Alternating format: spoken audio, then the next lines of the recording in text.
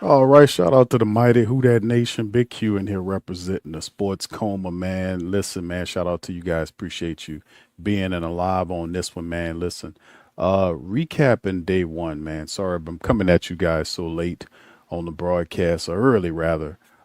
Big ups to you guys. I wanted to recap and talk about the events that occurred on day one. So y'all hit the like button, hit the subscribe button. By all means, feel free to share the show on your social media feed. We up in this thing, man. And what can I tell you, man? As you can see on screen, whothatdaily.com, Taysom Hill, he retired too. There's quite a few things that happened. Not retired, but he said goodbye to the New Orleans Saints.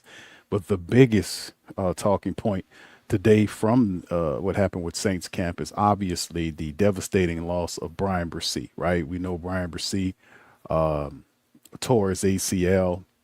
In reports, this has been reported by several media outlets, and in particular, it wasn't our insiders that kind of scooped it. It was actually the national insiders. It's really amazing how the national insiders got more pull on the team than local guys. It's just amazing. Sometimes you might get a little nitpick here, but the majority of the big stories come from the national guys. But defensive tackle Bryan Bresee is feared to have torn his ACL, according to Ian Rappaport and Mike Garofalo. They talked about this. Bryan Bresee is undergoing an additional testing, and Saints have not yet announced the final diagnosis. If the initial fear is confirmed, then the 24-year-old former first-round pick will almost certainly miss the entirety of the 2026 season. And here's the source tweet right here from Ian Rappaport early talking about it. But this is tough. The injury is believed to have occurred during Wednesday practice at Oshner Sports Performance Center in Metairie. Bryan Bresee had worked with the starting defense on the 11 on 11 drills before leaving with the knee issue. Until the testing is complete, this treatment must be treated as a feared ACL tear, not confirmed one. Nevertheless, the possibility alone immediately changes the outlook for the defensive line that expected Bryan Bresee to serve as one of the most important interior disruptors. Now, with that being said, we know that Bryan Bresee dealt with an injury similar to this in college. We'll cover this in this article. But it was also reported that it was a part of a non-contact drill where it happened. So this is tough. Prayers up to Bryan Bresee and a speedy recovery from this injury. And that's just tough. That's football. That's life. All right, let's keep going in the article. A crushing development for Bryan Bresee and the Saints. The Saints selected him 29th overall back in 2023. He has since appeared in 49 games and made 26 starts, recording 86 tackles, 14 and a half sacks, 19 tackles for a loss, 12 pass defense, and 2 fumble recoveries. Bresee started all 15 of his appearances in 2025. He finished with a career-high 37 tackles with 2.5 sacks, 5 tackles for a loss, 3 passes defense, and 1 forced fumble. Now, the sack total declined from 7.5 he produced the year before, but his role expanded as the Saints asked him to handle more early down work and improved against the run. Now, the Saints demonstrated his belief in that development by exercising Bryan Bresee's 5th-year option for 2027. The option is projected to be worth approximately $14 million, keeping him under contract through 2027. So the 2026 campaign was supposed to be another step toward establishing Bryan Bresee as a long-term foundation piece, and he may now face a lengthy rehabilitation process. So that's tough sledding right here. Here's some backdrop information on Bryan Bresee's ACL injury before, right? To talk about, this is not Bresee's first experience with an ACL rehabilitation. He tore his ACL in his left knee during the 21 season at Clemson. That injury ended his sophomore campaign after 4 games, and Bryan Bresee later returned to the field and became a first-round draft pick and developed into a multi-year starter for the black and gold. So that history provides evidence that he can complete the rehabilitation process and return to NFL competition. It does not make the current situation any less difficult. He just has more experience in dealing with it. So an ACL recovery can affect the lower body strength, change the direction in defensive lineman's ability to generate power through contact. Every recovery is different, and the Saints will not know Bresee's complete timeline until the imaging and medical evals identify the full extent of that injury. For now, the priority is getting an accurate diagnosis and building the safest possible recovery plan. Good article. So anyway, let's get to the part where we talk about who steps up for the defensive line. New Orleans has a number of defensive tackles, but replacing Bryan Bresee's complete role will require a committee approach. Who's on there? Divine Gacho, right? Remains the most established interior veteran. He's 6'3", 330 pounds. He's built to control the middle, absorb double teams, and protect the linebackers. He can stabilize the run, but the Saints should not expect him to duplicate Bresee's movement skill or penetrate style. Divine Gacho is more of like a nose tackle. Last year was a poorish year for Divine Gacho. I think he's this year more motivated to prove that he can play, and I expect him to have a very solid year if he stays on the team. And with Bryan Bresee's injury occurring, it does create a situation where Divine Gacho can ultimately return. So the Bresee, it opens up opportunity to a lot of, for more people here. So Christian Miller is next on the list. He was cleared obviously after he had some hamstring issues, but the second round pick, Christian Miller, may become the most important young player in the rotation. 6'3", 321 from Georgia, possesses the power to hold up against the run and enough athleticism to develop into a disruptive three-down defender. The Saints should avoid placing the entire burden on this 21-year-old. Still, Bresee's absence will accelerate Miller's development and likely increase the first-team opportunities immediately. How about Vernon Brockton? Remember, Vernon Brockton is cleared to play. He was hurt last year. He's back now to show that he can play. Vernon Brockton's his second NFL season with a major opportunity on his hands. 6'5", 311. He has the frame to play multiple. Now demonstrate that he can convert flashes into dependable down-to-down production. So there you go. You got a couple of young guys. Vernon Brockton wants to show what he can do. John Ridgway III and Nate Shepard. Veteran John Ridgway III and Nate Shepard give the Saints physical depth. Ridgway brings size and early down value, while Shepard has experience creating pressure from the interior. Both could see expanded rotational roles. And of course, we got a few of the other undrafted guys like Xavier Harris, Keyshawn Silva, and JVR Suggs. The injury could also open up a roster path for developmental tackles Xavier Harris, Keyshawn Silva, and JVR Suggs. Now, Harris and Silva enter camp on injury lists, making their availability important. But Suggs offers a lighter, more penetrating profile at just under 300 pounds. The Saints must demonstrate which young lineman can produce the quickest interior rush while remaining reliable against the run. Should the Saints bring in a veteran, the front office should begin evaluating the veteran market immediately. That does not mean the Saints must make a desperation signing before Bresee's diagnosis is confirmed. It means that General Manager Mickey Loomis should identify available defensive linemen, potential trade candidates, and players who may be released as other teams move through camp. Now, the addition would necessarily be the most recognizable name, but New Orleans needs a defender who fits Staley's front and can handle meaningful snaps and will not block Miller or Broughton from developing. Waiting for roster cuts could produce better value, but the Saints may prefer to add someone earlier so they can learn the terminology and practice within the system.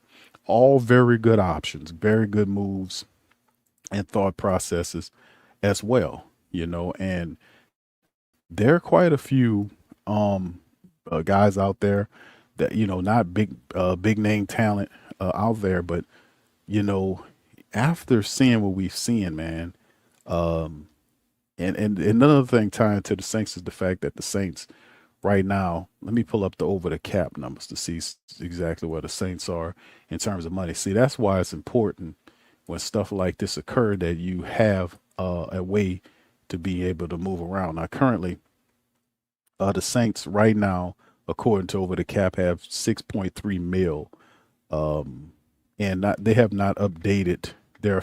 So I'm thinking the Saints have over $11 million when you add the money the $5 odd million they got in the Elvin Kamara restructure that just happened, plus the 6 plus 3 month they have, so they between 11 and $12 million in cap money. Right now, they're actively trying to negotiate or get on the same page with Chris Olave. He's the next big shoe to drop. So I don't expect a big thing to happen in terms of movement with this team, but an enticing thought process for the teams kind of think about, man. If you really want to kind of add a player to the team, how about this guy who just up and just requested a trade from the Tampa Bay Skunkaneers? How about Vita Vea? Now, I do know Vita Vea wants to be traded. This was a surprise right here. He requested to be traded, and the Buccaneers are obviously looking at uh, doing the requests. I don't. Now I'm just throwing this out here. There's no pipeline of connection between the two, but with the Saints' top-notch defensive tackle, their top defensive tackle, interior defensive tackle, going down for the entire season, maybe there is a play involved with the Saints, right? Why not Vita Vea, who requested a trade, suggesting the team coming off a disappointing season, he's ready to reset the books. We'll focus on Vita, who's more pressing and immediate concern, and this is what Tampa Bay is talking about. But the fact that Vita Vea wants to leave is very interesting. Now, this is the money behind it, which could complicate things, and this is just purely speculation. I don't think this is going to occur. But who's more pressing and immediate concern? While Mayfield said he played for the Bucks with a clear, concise in 2026, Vita Vea wants out, formally requested a trade on Monday, and talks with Tampa have gone nowhere. And the $18 million due to Vita Vea in 2026 is below market value for the two-time Pro Bowler who still commands double teams. Now, what Vita is looking at, is probably earning that a large and massive contract at the likes, but there are quite a few teams that they're thinking that might fit the Vea for, whether it's the Raiders or the Patriots, the Chargers, the Carolina Panthers, the Niners. The Saints right now have an opening. They have a big opening right here at the defensive tackle position. And we'll see what they do about it, man. But this is most certainly an interesting a thing to think about, man. When you talk about, okay, we lost our top guy, our top interior defensive player. Why not look at one from a division rival?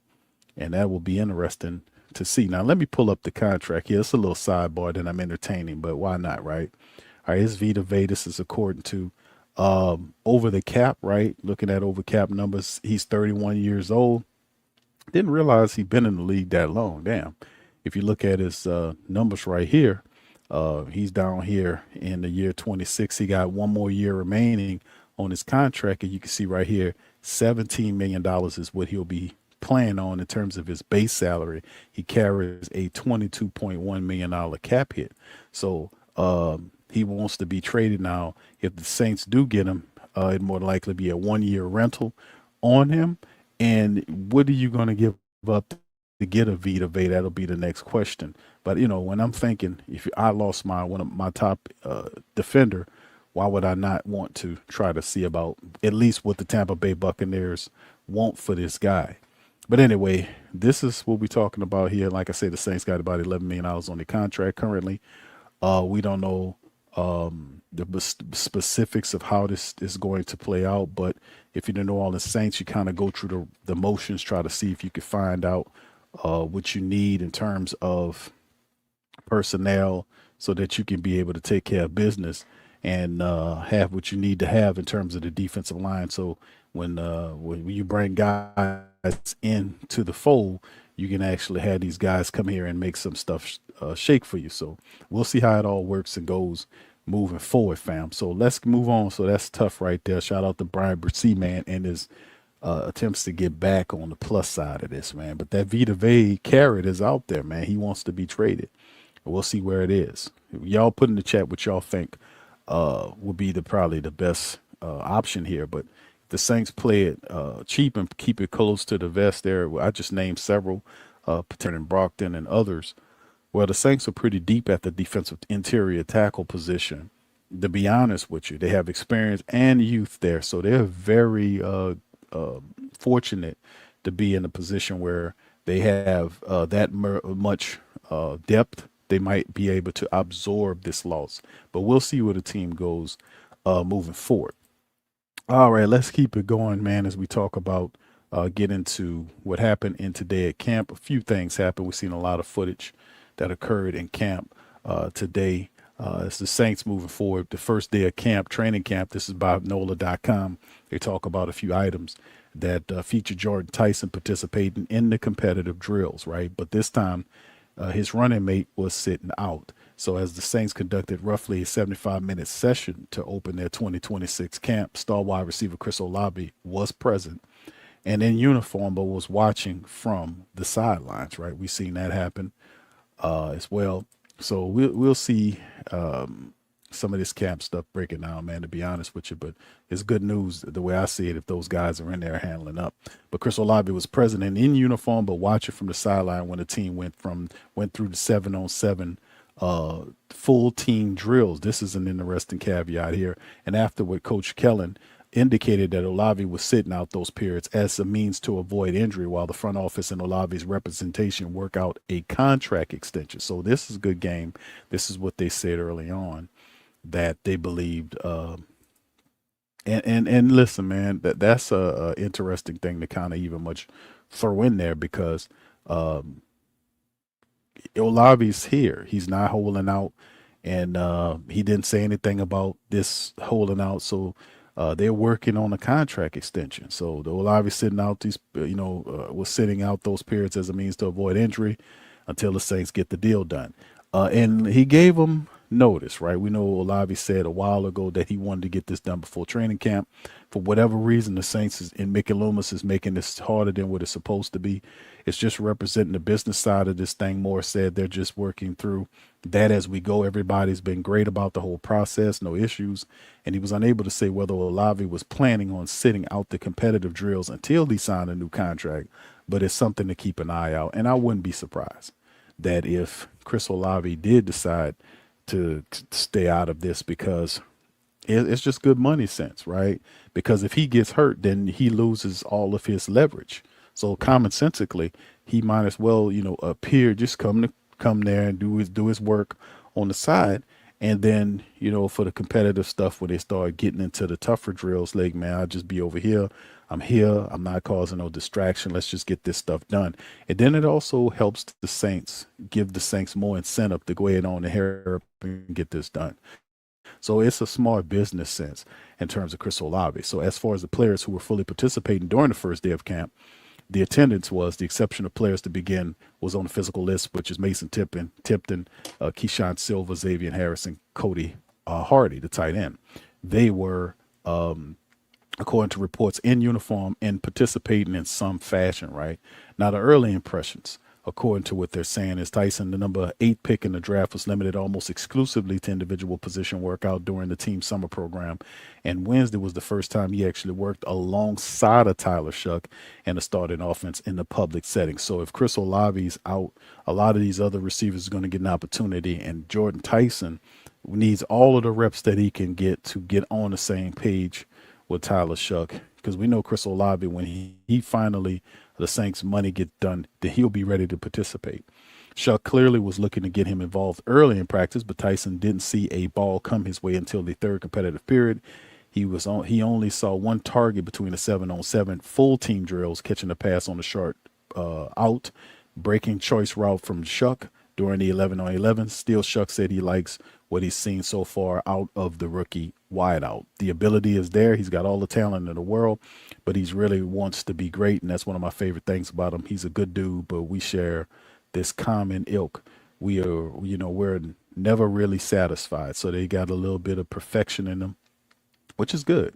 So he's 21 years old and has every right to think he's made it being drafted in the first round, but he understands there's so much more to go for all of us. Tyson was held back this summer by Mickey Loomis calling it a reoccurrence of the hamstring injury that limited him in 9 games last year at Arizona State. But holding him back was a team choice, not a Tyson choice. We already know they always won't play. But patience is a challenge for anyone wanting to compete, and Jordan is the type of he's that type of player. He loved to get out there and run a million routes and catch a million balls. So that's some of the stuff they talked about. The good to see him out there. But the play of the day was during the 7-on-7 period. Shuck saw Divine Valley flash free on a shallow out breaking route from the right hash mark, and he zipped it on the target.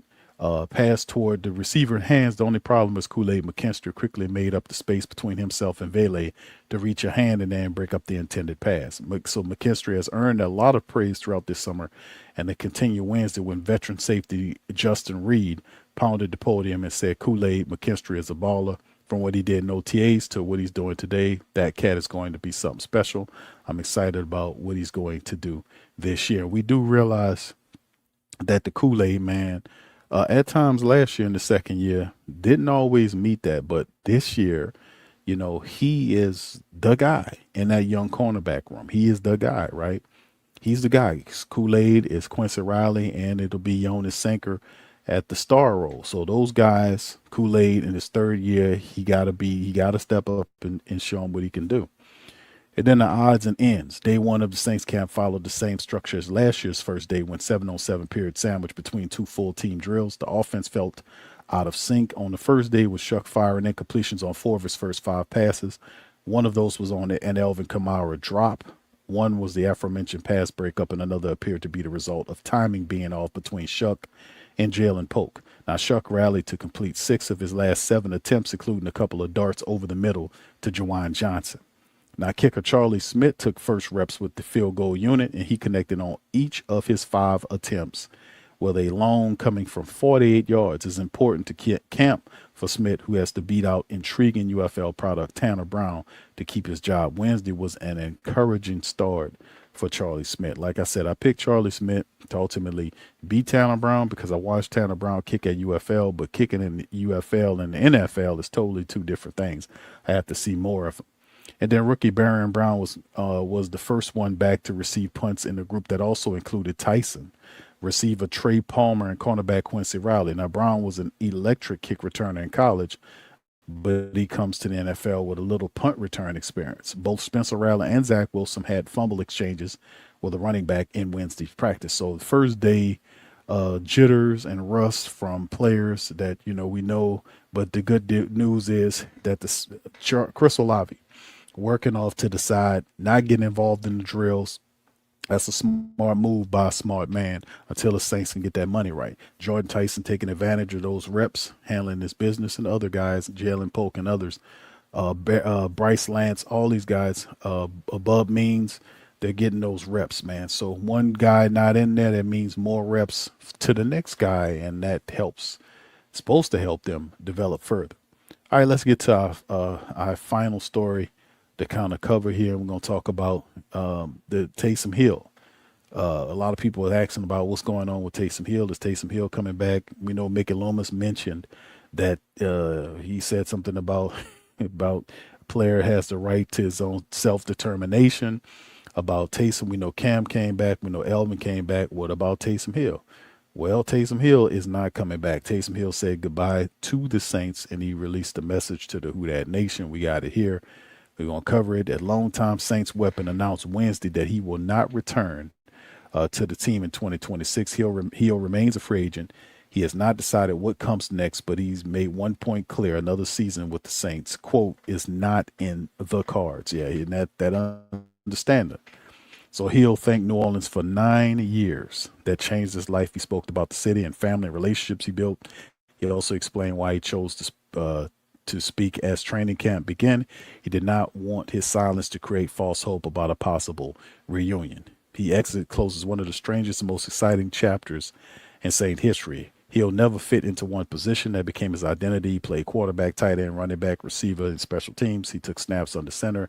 He blocked punts. He recovered kicks. He ran through linebackers, caught passes from the slot.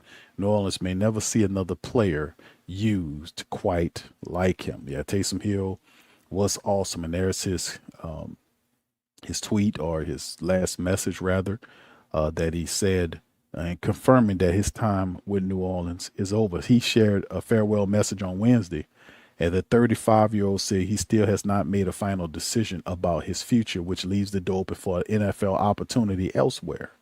So Hill's free agency market may remain small. His age and injury history concerns some teams.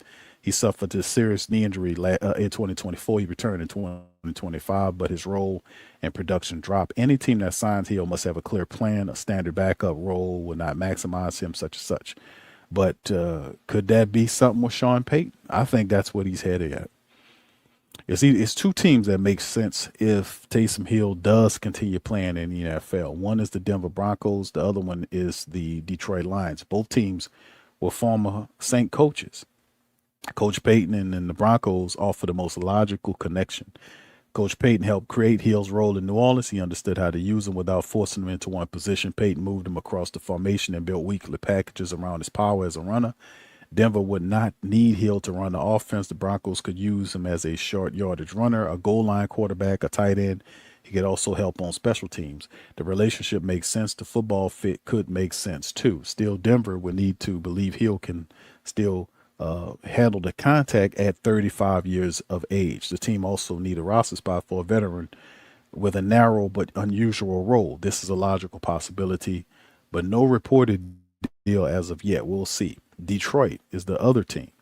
Detroit has surfaced as a possible destination, according to some speculation, that Detroit values physical football. Hill could support that identity. His power and experience could help short yardage situation. He can also give the offense another option near the goal line to deal with. So however, coaches can alter that fit. The Lions would need someone willing to design a real package for Hill. Signing him only for depth would miss the point. He'll also need creativity around him. His next team must see him as a tool, not a position label. So regardless of where he goes, he did a wonderful job with the Saints, and he is no longer a Saint after 9 years. So Taysom Hill says goodbye to the Who Dat Nation. He moves on to greener pastures, probably somewhere else in the NFL. And, having Taysom Hill was a weapon. But this also shows you that this is moving into the Kellen Moore era. Now, in his second year, a lot of these players were the part of the Sean Payton era. A lot of these guys are moving on. Taysom is gone this year. And next year, Cam and Kamara are gone. So we have Taysom and Double D. They gone. Cam and Kamara, the last remnants of that, they'll be gone soon. And this team will be, going past all of these players from the Payton era that were here that was making solid contributions to help the team win. So it's just been an awesome time there. But nonetheless, shout out to Taysom Hill. Thank you, Taysom, for great memories from the Who Dat Nation, man, and good fortunes ahead for you moving forward. All right, so that's all I got for y'all today in this quick report. Appreciate y'all tuning in, man. Hit the like button, hit the subscribe button, hype the stream, man. We up in this thing. Shout out to FanDuel. This show is brought to you by FanDuel. Get your prop bets in at the FanDuel Sportsbook, man. We know football is coming back, so y'all know it's about to get real deal Holyfield, man. We are back at it, man, once again. So with that being said, man, y'all hit the like button and hit the chat up. Let me know what y'all think about some of these stories, man. What do y'all think about Bryan Bresee? What options you think Bryan Bresee we should have for him? What do you think about Taysom Hill? What's your best Taysom Hill memory? Let me know in the chat. What's your favorite and best Taysom Hill memory? As a Saint, put that in the chat, man. I think my favorite one was Taysom Hill a couple of years ago when he basically almost by himself beat the Falcons. Y'all remember that? The year when he came in there, everybody was hurt, and he basically beat the Falcons. He played like 4 or 5 games as a quarterback, and he beat the Falcons within that 3 or 4 game span. I think that's some of my favorite times with Taysom Hill, man. So watching him play the game. What are y'all favorites? Y'all put it in the comment section. Let me know. With that being said, man, that's all I got for y'all. I'm going to holler at y'all on the next one. Much love. Peace. Who that too? Who that say they gonna beat them Saints? Who that? Who that? Who that say they gonna beat them Saints? Who that? Who that? Who that say they gonna beat them Saints? Who that? Who?